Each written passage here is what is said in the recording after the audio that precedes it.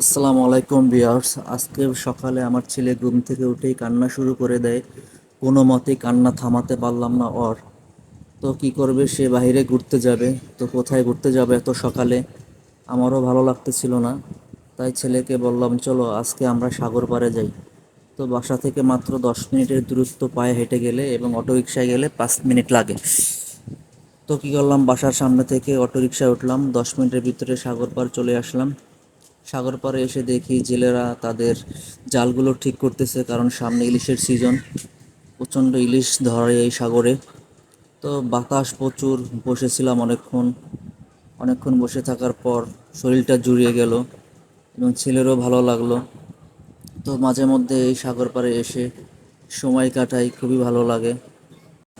আপনারাও যদি সময় পান কখনো, তাহলে সাগর পাড়ে যেয়ে ঘুরে আসবেন, মন ভালো হয়ে যাবে। ধন্যবাদ। আসসালাম।